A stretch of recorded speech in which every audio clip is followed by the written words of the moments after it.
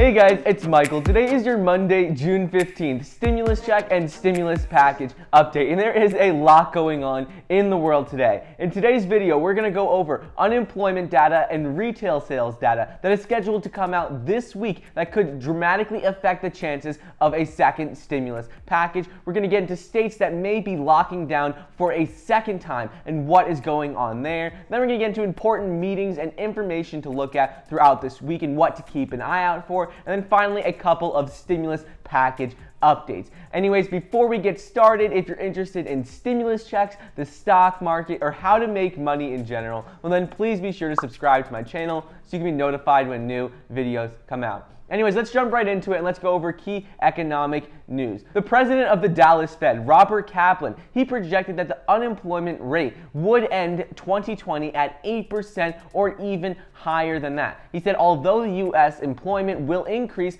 in the coming months, the jobless rate will remain elevated throughout the rest of this year and well into next year. He said how we're on our way down right now. He said this on CBS Face the Nation yesterday morning. He said we're going to get positive job growth in June and July, but he said even with this job growth, we're still going to see elevated unemployment rates throughout the next couple of months and well into next year. Because during the Great Recession in 2008 and 2009, unemployment rates reached 10%. Right now, they're still well above that, and they're projecting that it will be around that by the end of the year. The jobless rate fell to 13.3% in May, and this was surprising to a lot of economists. A lot of people were expecting the unemployment rate to increase in May. However, with this data being very surprising, he says that this just shows how uncertain we are about the economy moving forward. Moving on, the central bank has expressed concerns about the unequal nature of the virus right now and how it is affecting different minorities and different groups of people. So although white Americans' unemployment fell significantly in May, along with the overall rate, the jobless rate for black Americans rose to 16.8%. So unemployment for minorities is still significantly higher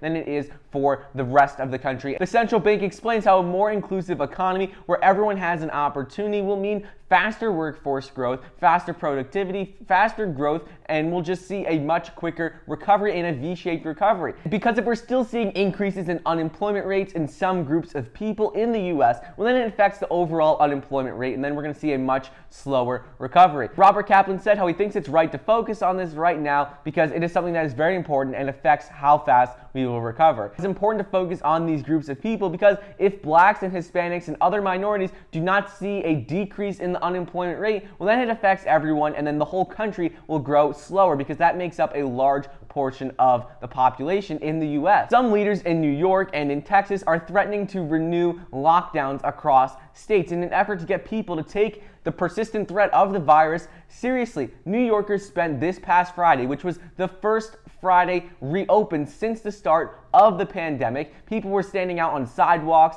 were lining up outside of bars, lining up inside of restaurants, and they were not wearing masks. So New York Governor Andrew Cuomo, he threatened to shut everything back down again if people do not adhere to social distancing, wear masks, and follow the guidelines that were put in place, because he said then this will just make it significantly worse and it will cause everyone to have to shut down again. In addition to this, South Carolina and Alabama both hit single-day highs of the virus this past week. So this is just something to keep an eye out on, because as states start to reopen, if we see cases dramatically increase, well then this can cause states to have to shut down again. According to experts, that without a vaccine, 70% of the population will need to be infected and need to have the antibodies against the vaccine in order to stop the virus spread. Currently in the US, only about 1% of the population, 2 million people, have contracted the virus and have the virus. So ultimately, without a vaccine, we would need 70% of the population to have been infected before it would stop the spread of the virus. And this is something that is really important to keep an eye out for, because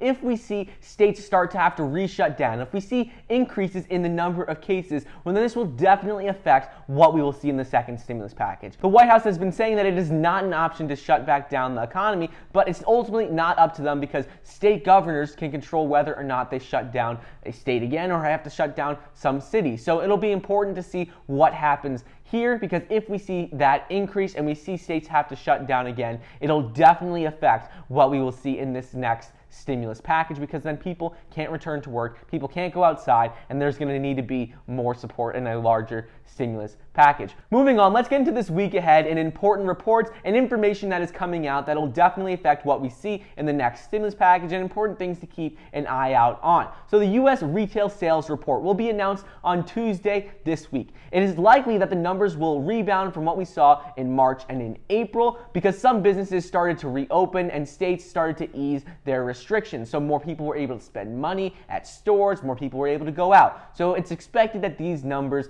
increase. However, with this increase, it's still expected that the spending is going to be significantly less in the retail sales report than pre-pandemic levels. So it'll be important to keep an eye out on this. And then the next report is going to be the U.S. industrial production, which collapsed in March and in April. This was mainly driven by the fact that factories had to shut down. But in May, it is expected that these numbers increase as well as auto manufacturers were able to start to reopen, and that plays a huge role in this. During March and April, a number of factories had to shut down in meatpacking industries, the auto manufacturers, because it was simply too difficult for this many people to work under one roof in one factory, and cases were jumping up everywhere, all across the country in these factories. So they had to shut down, but now in May, they started to open back up again. So this will be very important to see what the retail sales and these industrial production reports say, because if these reports do better, well, then that shows that the economy as a whole is starting to recover and that we may not need as large of a stimulus package, or that it may not need to be targeted at these specific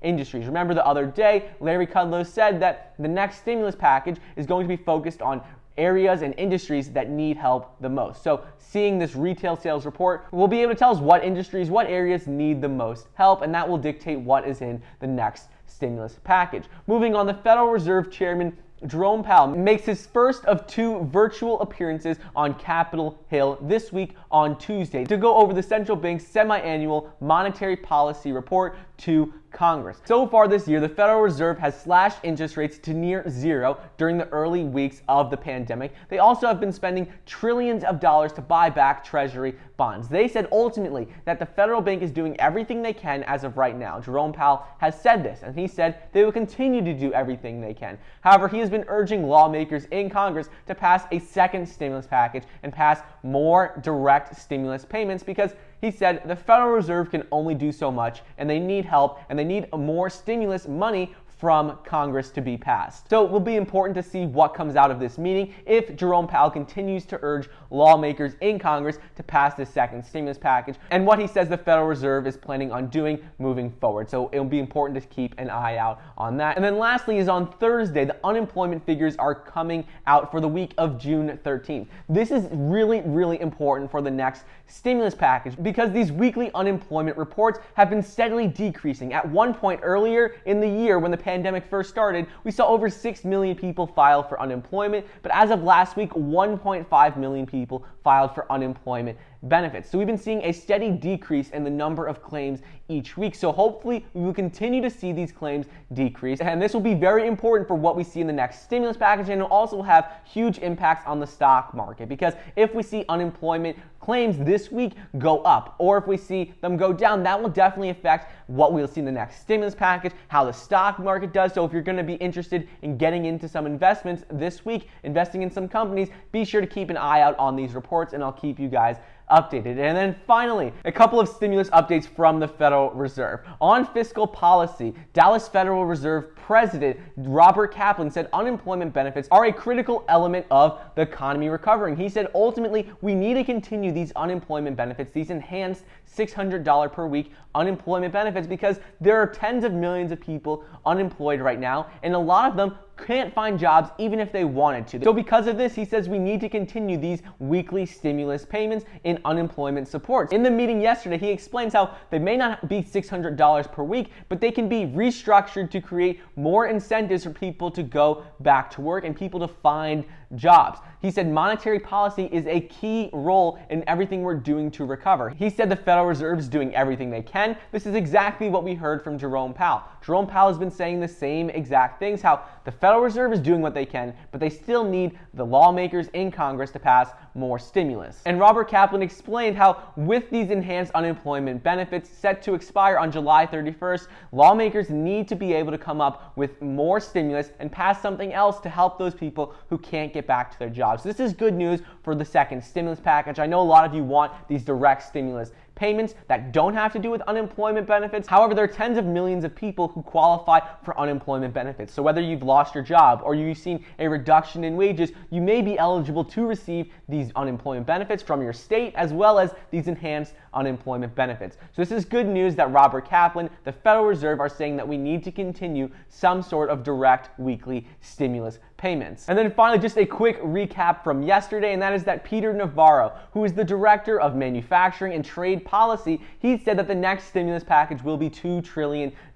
We had heard from Mitch McConnell that it was going to be $1 trillion or less. And then from the House Democrats, we saw that they wanted to pass a $3 trillion stimulus package. He said that the next stimulus package will be focused more on helping those industries that need the most support. And this is why, looking at these reports that come out this week on industrial production, on retail sales, on unemployment figures, all of these play a key role in what we will see in the next stimulus package. So I'll keep you updated on what comes out with these reports and how it affects our chances of a next stimulus package and how it affects what exactly will be in it. Anyways, that is your Monday, June 15th stimulus check and stimulus package update. We went over important data that will be coming out this week, important information from the Federal Reserve, and information with states reopening and states potentially having to shut down again. Anyways, I hope you guys enjoyed today's video. If you're interested in investing in the stock market and making money in general, then please be sure to join our Power of Finance Investors group. The link is down below. Also, don't forget to get your 2 free stocks valued up to $1,400 when you sign up for the Webull investing app,